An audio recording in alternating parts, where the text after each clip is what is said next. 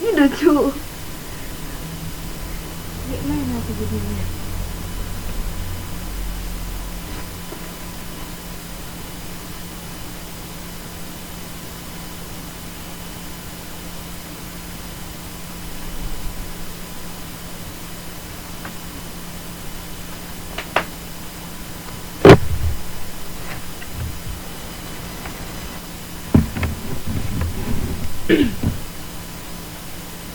Halo semuanya, perkenalkan nama saya Florentina Sukahutar dari kelas 10 ETSAG di SMK Negeri 1 Syatos Barita.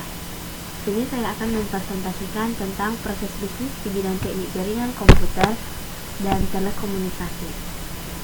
Proses bisnis. Kegiatan yang dilakukan perorangan atau organisasi untuk menjual barang atau jasa dan mendapatkan keuntungan atau laba. Pengertian proses bisnis. Serangkaian kegiatan terstruktur untuk menghasilkan produk atau jasa dan memperoleh keuntungan.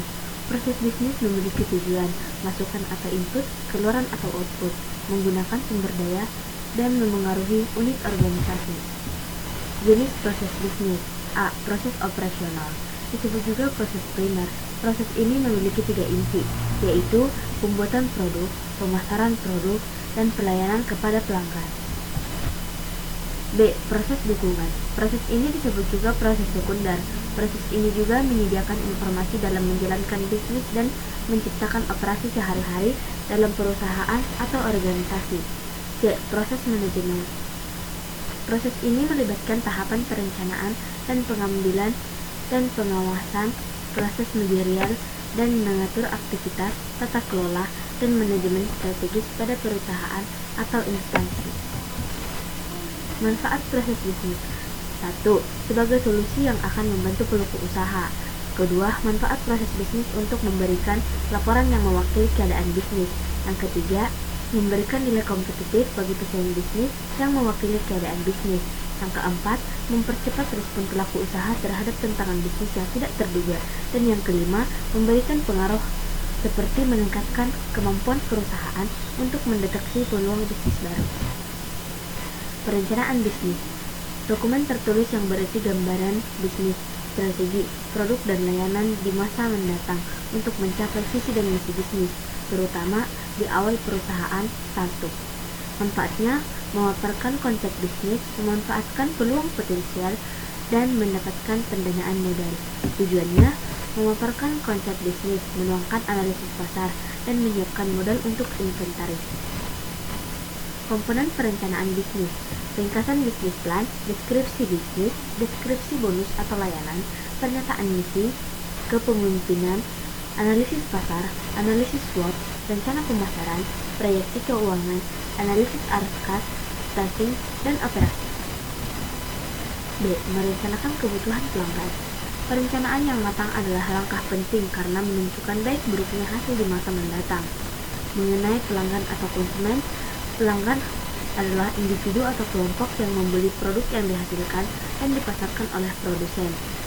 Konsumen adalah semua orang yang menggunakan barang atau jasa, baik untuk kebutuhan pribadi maupun bisnis. Analisis kebutuhan pelanggan. Dengan menganalisis kebutuhan pelanggan, menciptakan produk dan layanan yang sesuai serta meningkatkan kualitas barang dan jasa yang diberikan. Manfaat analisis kebutuhan pelanggan dalam praktik bisnis. Pertama, bisnis dapat menciptakan produk atau layanan berkualitas tinggi. Yang kedua, bisnis dapat mendapatkan semangat untuk berbisnis. Yang ketiga, bisnis dapat mengembangkan usahanya. Yang keempat, bisnis dapat menentukan target pasar yang dituju. Dan yang kelima, bisnis dapat meningkatkan kuantitas dan kualitas. C. Strategi implementasi bisnis dan indikator pelanggan. Strategi implementasi bisnis merupakan tahapan dalam manajemen strategi bisnis untuk mencapai tujuan perusahaan. Cara mengembangkan bisnis yaitu menerapkan strategi bisnis yang sesuai dengan visi dan misi perusahaan. Cara mengenali kebutuhan pelanggan. Menganalisis lebih detail kebutuhan pelanggan. Cara mengetahui bersaing, memahami dan mengantisipasi persaingan di masa mendatang. Siap dengan perubahan pasar, contohnya mempersiapkan strategi implementasi dalam menghadapi perubahan di masa mendatang. Perusahaan harus menyediakan yang terbaik dan maksimal agar bisnis tetap berlangsung. Strategi, setiap orang dalam bisnis harus berperan serta dalam dialog untuk bisnis yang baik. Ketiga, pasar, penting memperhatikan pelanggan dan budaya. Pentingnya produk yang disediakan perusahaan berkualitas. Jika produk dan pelayanan berkualitas, pelanggan akan puas.